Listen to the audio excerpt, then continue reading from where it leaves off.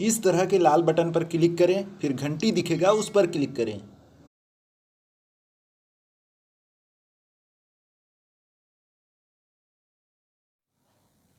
नमस्कार दोस्तों, स्वागत है आप सभी का।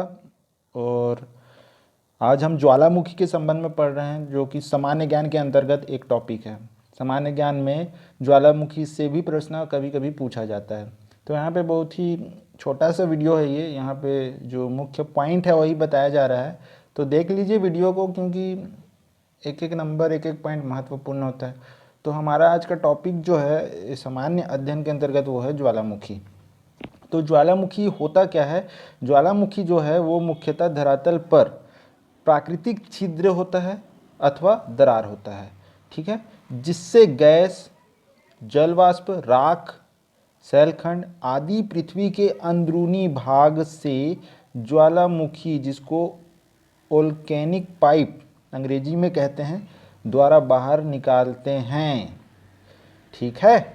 इसकी आकृति शंक्वाकार होती है, पता है आप सभी को, शंक्वाकार इस तरह की आकृति होती है। ठीक है, ठीक इस तरह की आकृति होती है, इस तरह की। और ज्वालामुखी शंकु के शीर्ष पर कोप रूपा गड्ढा होता है, जिसे क्रेटर कहते हैं। ठीक है, तो ये वाला जो हिस्सा होता है उसको क्रेटर कहते हैं। ठीक है, आप सभी को समझ आ रहा है जो क्रेटर क्या होता है? इस तरह का ये जो है, ये है पृथ्वी का धरातल, और ये है यहाँ पे इस तरह का जो उसका मुख होता है, उसको कहते हैं क्रेटर। ठीक है, इसको क्या कहते हैं दोस्तों? क्रेटर। तो ये तो हो गया बेसिक से चीज़। अब आगे हम देख लेते हैं कि सक्रियता अथवा उद्गार, उद्गार मतलब बाहर निकलना, की अवधि के आधार पर ज्वालामुखी 3 प्रकार के होते हैं। ठीक है, उनकी सक्रियता के आधार पर 3 प्रकार में बांट दिया गया है। तो क्या क्या होता है देख सकते हैं आप। पहला तो है सक्रिय ज्वालामुखी, दूसरा है सुषुप्त ज्वालामुखी, तीसरा है मृत ज्वालामुखी।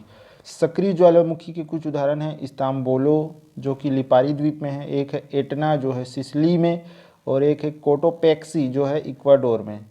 तो ये 3 जो है मुख्य हैं। तो प्रश्न बन सकता है ये इनमें से कौन सा सक्रिय ज्वालामुखी का उदाहरण है, तो ये देख सकते हैं इनमें से 3 हैं। उसके बाद सुषुप्त ज्वालामुखी में है विसुवियस, जो कि इटली देश में है, और है क्राकोटाओ जो इंडोनेशिया में है, और एक है फ्यूजियामा जो कि जापान में है। तो ये है सुषुप्त। सुषुप्त मतलब ये बहुत कम उद्गार होता है इसमें, और ये सक्रिय में अक्सर होता ही रहता है, इसलिए उसको कहा जाता है सक्रिय ज्वालामुखी। अब एक होता है मृत ज्वालामुखी, जहाँ से उद्गार होना बंद ही हो गया है। तो वो उसमें से एक महत्वपूर्ण उदाहरण है किलिमंजारो, जो कि तंजानिया में है, अफ्रीका में। ठीक है, तो किलिमंजारो हो जाता है मृत ज्वालामुखी। तो ये हो गया 3 प्रकार के, सक्रिय, सुषुप्त और मृत ज्वालामुखी, और उसके उदाहरण और कौन से देश में है वो। आगे है कोटोपेक्सी, जो कि इक्वाडोर में है, विश्व का सबसे ऊंचा सक्रिय ज्वालामुखी है। सबसे ऊंचा सक्रिय ज्वालामुखी जो है कोटोपेक्सी है, जो कि इक्वाडोर में है। और विश्व के प्रमुख ज्वालामुखी क्षेत्र में प्रशांत महासागरीय पेटी, मध्य महाद्वीपीय पेटी, मध्य अटलांटिक पेटी, पूर्व अफ्रीका भ्रंश पेटी, ये सभी आते हैं। आगे देखें विश्व के कुछ प्रमुख ज्वालामुखी, तो नाम और कौन से देश में अवस्थित हैं ये देख सकते हैं। तो यहाँ पे सबसे पहले लिखा हुआ है मेना लोआ, जो कि हवाई द्वीप में है। माउंट कैमरून, जो कि कैमरून अफ्रीका में है। हेकला व लाकी, वो है आइसलैंड में। कटमई जो है वो है यूएसए में, मतलब अमेरिका में, संयुक्त राज्य अमेरिका। माउंट रेनियर, जो कि यूएसए में है। माउंट ताल, वो है फिलीपींस देश में।